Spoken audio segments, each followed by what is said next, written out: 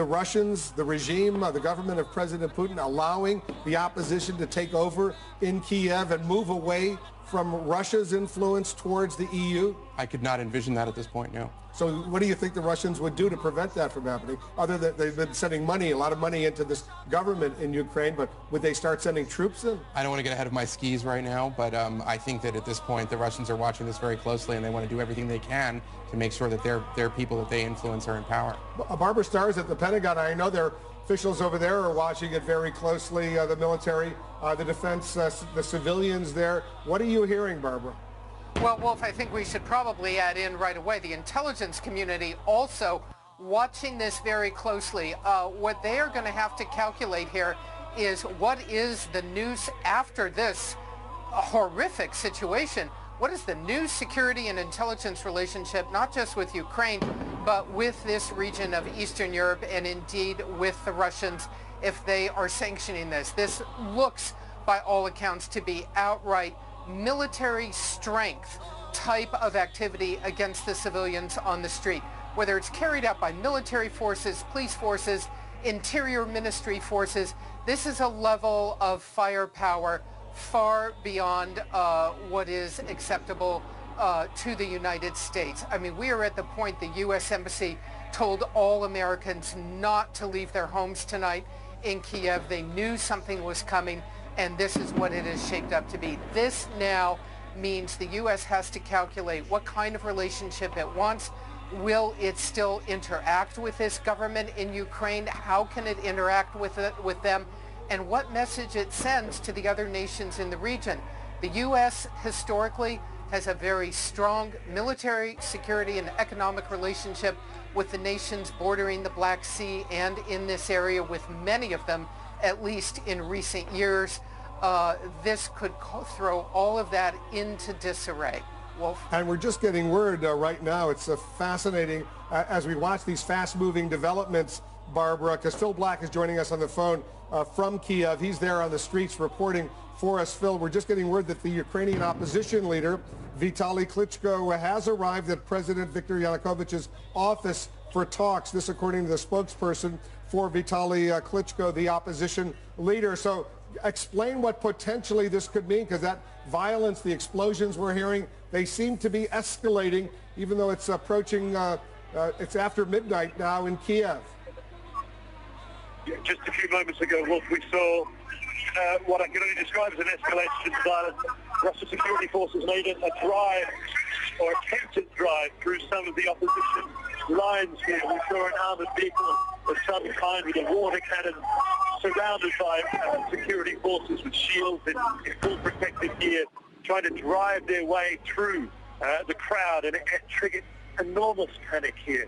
You had some of the thousands of people here fleeing in one direction, and then others running in the opposite direction to try and burn up their lines and their barricades and their defences against this attempted incursion, if you like, into Independence Square. It went on for a few minutes, placed the tear gas in the air, saw the water cannon. There's extensive use of flashbangs, stun grenades to further scare the crowd. But then those same security services withdrew, and they have now withdrawn behind the line of smoke and fire. But it certainly reinforces the feeling here. The intention of the security forces is to drive this crowd out tonight. That's what the people here feel. Fear is going to happen, Wolf. Jim, hold on for a second, Phil, because Jim Sciutto, our national security correspondent, is here. The fire flames that we're seeing there, the streams going on, the explosions, this looks potentially very deadly. They look like fireworks. I think it's important to talk about why this is happening. You know, we talk a lot about the pull between East and West, say in Asia or in the Middle East. Right now we're seeing it happen in Europe. This is home territory. You know, we imagine this battle ended in 1989 with the fall of the wall, but here you have, you know, this is Ukraine, a country split by this very question. Which sphere are they in? Are they in the Russian sphere or are they in the European sphere? And you're seeing that break literally into gunfire here. And there are not just, you know, the country itself is very divided. It's not just that all Ukrainians want to move towards the West. This is a country in turmoil because there are Ukrainians that speak Russian, that have very strong ties to Russia. And that's why not only was President Yanukovych under a lot of pressure from the U.S. and the West to move towards Europe. But he was also under pressure from Russia and a lot of Ukrainians themselves to move closer to Russia. This is by no means President Yanukovych going against all the Ukrainians. So there's an ethnic split, what you're suggesting, Very much between so. Ukrainian nationalists, let's say, who may want to be closer to the European Union and the United States, as opposed to the ethnic Russians who live in Ukraine who want to be closer to Moscow. Exactly, and that's why the U.S. and the Europeans have really pulled out all the stops to say your future lies with the West. Now, they could have used the power of the purse, I think, a little bit more effectively to say there's aid that could come with that. It's not just this partnership with Europe. You could have a better relationship. They made it about, we don't want to see you under Russia's iron fist. But the U.S. has really put all the stops to say, move towards the U.S. And you've heard Secretary Kerry say this is not a bidding war with Russia. It's very much a bidding war with Russia for the heart of Ukraine. And this country is by no means settled on that question. The death toll seems to be increasing even as we speak. Eli, you cover the State Department, you cover the National Security Council. I assume they're meeting over there. They're watching all of these images coming in. The U.S. has a very significant embassy in Kiev right now, but there's deep concern for the safety not only of American diplomats, but of American citizens who may be there.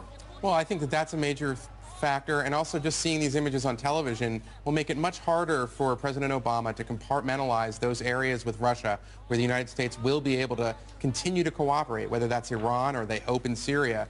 I think this will make it politically very difficult, particularly in Congress, to have the kind of reset that President Obama had hoped for in his first term. I think if there was a death of the reset, we're watching it on our screens right now. Yeah, the death toll continues to mount even as we speak. Yeah. Joe Johns is over at the White House for us today. Joe, what are you hearing over there?